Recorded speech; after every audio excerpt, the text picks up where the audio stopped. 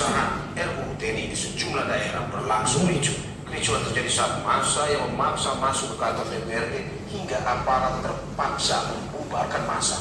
Gua nggak setuju sama RUU.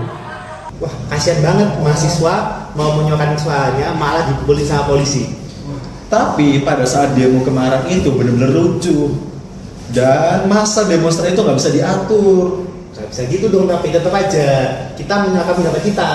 Masa dipukulin kayak gitu? Menurutku ya, kalau emang seperti itu, kita sebagai mahasiswa emang sudah peran kita untuk menyuarakan. Karena kalau bukan kita itu siapa lagi? Namun di sini negatifnya adalah mereka melakukan demo itu secara tidak terkontrol gitu. Makanya kalau menurutku dari dua pihak itu salah, karena mereka sama-sama tidak netral sih menurutku. Hah? Kalian debatin apa sih? Apa yang kalian debatin itu nggak ada yang salah, nggak ada yang benar. Semua tergantung persepsi kalian. Nah, persepsi itu adalah cara seseorang menafsirkan suatu informasi melalui panca inderanya. Sedangkan perspektif adalah bagaimana seseorang memandang suatu masalah.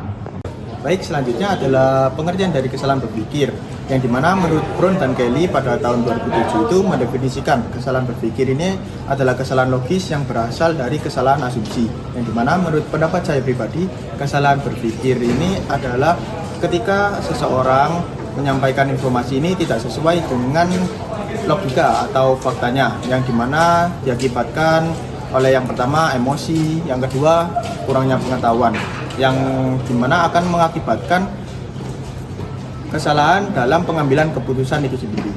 Perspektif, persepsi, dan kesalahan berpikir saling terkait dan berhubungan dalam mempengaruhi cara kita untuk mengambil keputusan dan berpikir kritis.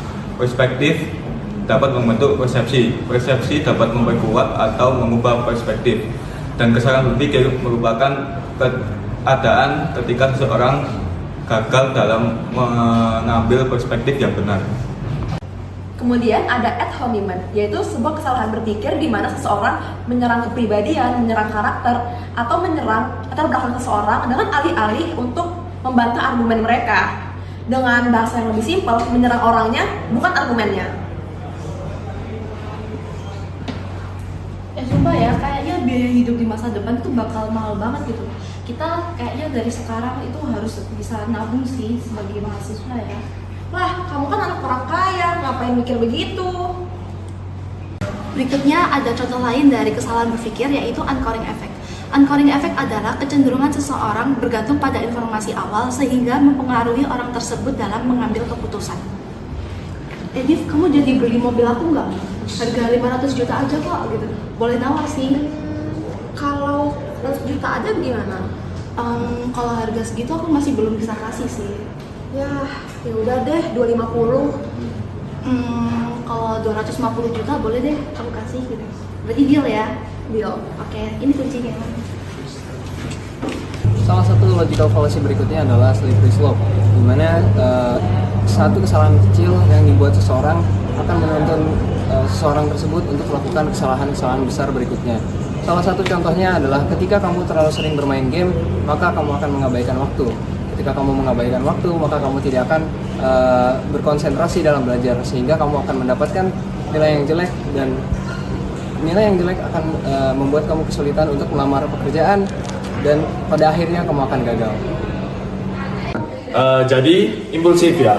Impulsif itu secara gampangnya adalah ketika kita menilai kepribadian orang secara langsung. Jadi ketika misalnya kita bertemu dengan orang lain, kita itu memandang secara fisik, karena kita nggak tahu itu orangnya seperti apa. Seperti teman saya ini. Jadi saya melihat teman saya ini itu orangnya mungkin serius, tegas gitu. Jadi saya mungkin akan lebih sopan lah dalam menata bahan kosakata saya akan menggunakan bahasa yang baku, saya akan merendahkan suara saya ketika saya mulai berkenalan. Halo, namanya siapa mas? Oh iya, saya Firman ya mas? Ya, jadi seperti itu adalah contoh impulsif yang baik. Lalu kesalahan berpikir lainnya yaitu strawman, di mana biasanya pelaku menyalahartikan argumen lawan bicaranya guna untuk melemahkan argumen tersebut dan menyerang argumen tersebut. Biasanya memang disengaja guna untuk memanipulasi argumen tersebut. Kemudian ada faktor-faktor yang mempengaruhi persepsi dan kesalahan berpikir. Ada faktor-faktor yang mempengaruhi persepsi dan kesalahan berpikir, ada dua, yaitu faktor internal. Faktor internal adalah faktor yang berasal dari dalam diri seseorang. Adapun beberapa faktor internal antara lain yaitu pengalaman, penilaian, kebutuhan, pendidikan, kondisi fisik, ekspektasi dan harapan. Kemudian ada faktor eksternal yang berasal dari luar lingkungan. Antara lain yaitu tampakan dari luar, sifat-sifat stimulus dan kondisi yang ada di lingkungan sekitar kita. Bagaimana cara membentuk perspektif. Nah, cara membentuk perspektif itu kenapa sih harus ada cara membentuk perspektif itu? Biar kita bisa melihat dunia dengan kepala yang lebih terbuka dan hati yang lebih peka. Juga kita nggak gampang ngejudge orang.